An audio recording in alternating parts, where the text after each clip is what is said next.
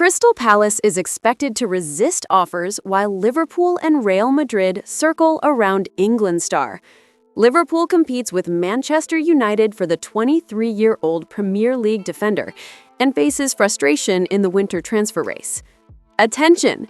Journalist gives verdict on Mohamed Salah's Ballon d'Or chances ahead of the ceremony. Welcome, friend and Red supporter. Let's check out the latest news from the greatest club in the world.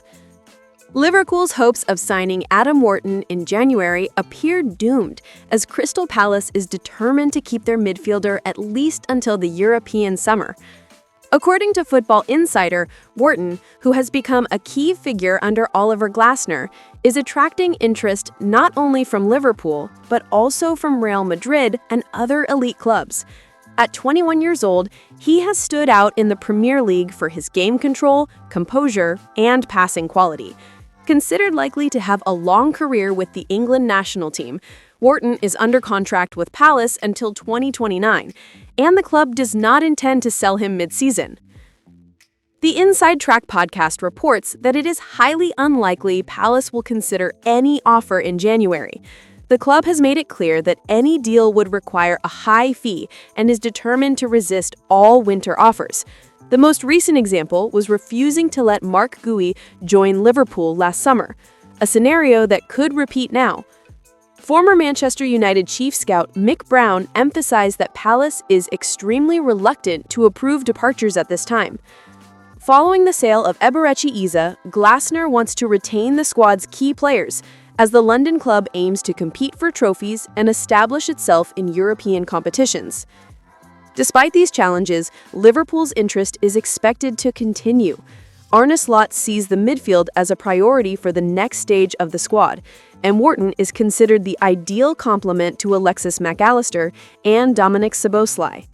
However, any summer negotiation will be complicated given competition from Real Madrid, Manchester United, and other Premier League clubs. Palace's position is reinforced by recent achievements, the FA Cup last season and the victory over Liverpool in the English Super Cup.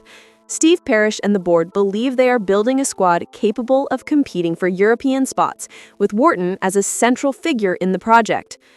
Liverpool risks repeating last summer's mistake when they failed to sign Mark Gui, with Wharton potentially becoming unattainable by the end of the season. Fans fear delays could increase the price or allow another club to secure the deal.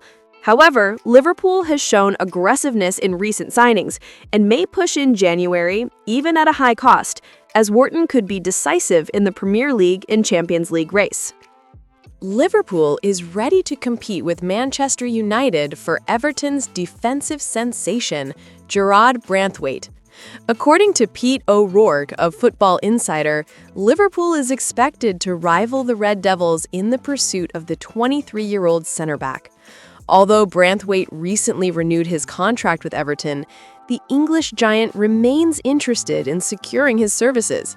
However, it is unlikely the player will leave the club anytime soon, as the Toffees plan to block any departures during the winter.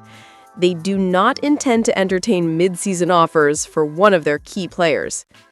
Regarding Branthwaite's future, O'Rourke said, "I would be very surprised if Everton even considered letting Branthwaite go now.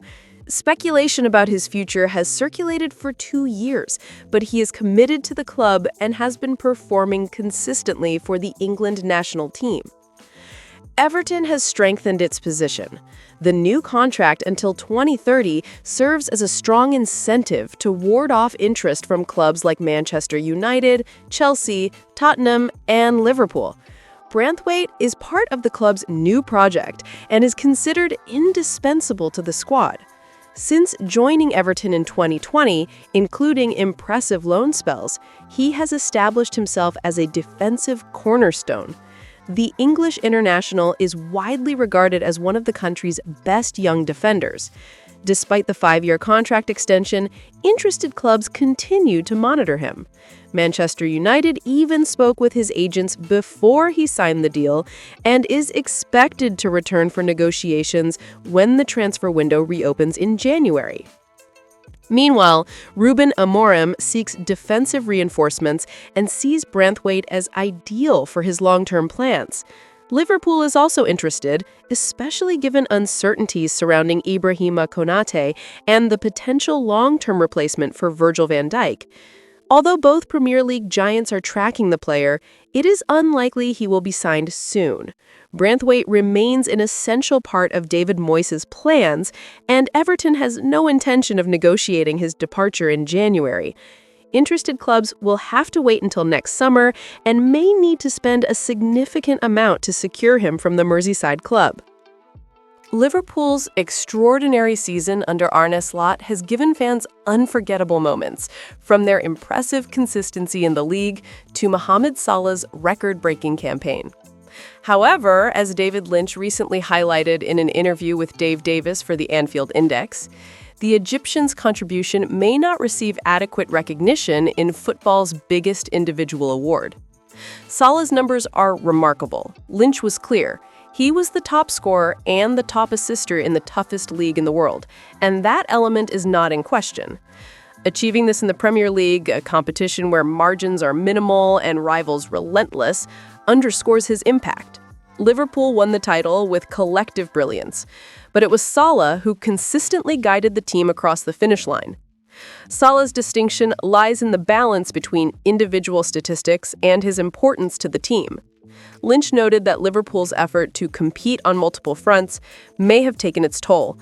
Liverpool has to give absolutely everything to win the Premier League, and I think that cost them against PSG. The elimination in the Champions League round of 16 against PSG remains one of those decisive moments. Lynch reflected, if they had won the penalty shootout against PSG, they probably would have won the Champions League and Salah would have won the Ballon d'Or. The margins were razor thin. Had Liverpool advanced, their combination of resilience and offensive power would have made the club a favorite. And for Salah, lifting Europe's top prize, combined with his domestic achievements, would have almost guaranteed his crowning as the world's best player. The frustration, as Lynch rightly points out, lies in how voting criteria prioritize trophies over sustained excellence. He won't win because, for some reason, the criterion always seems to be based on who wins the most team trophies.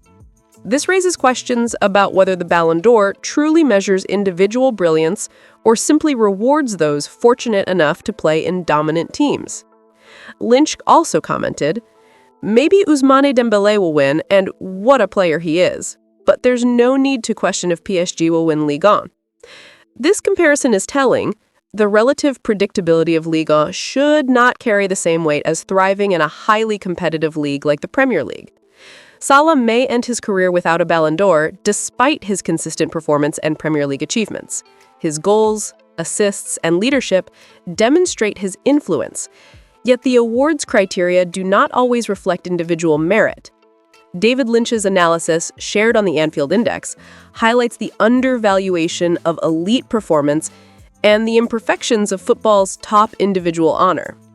Thank you very much for watching until the end. See you next time.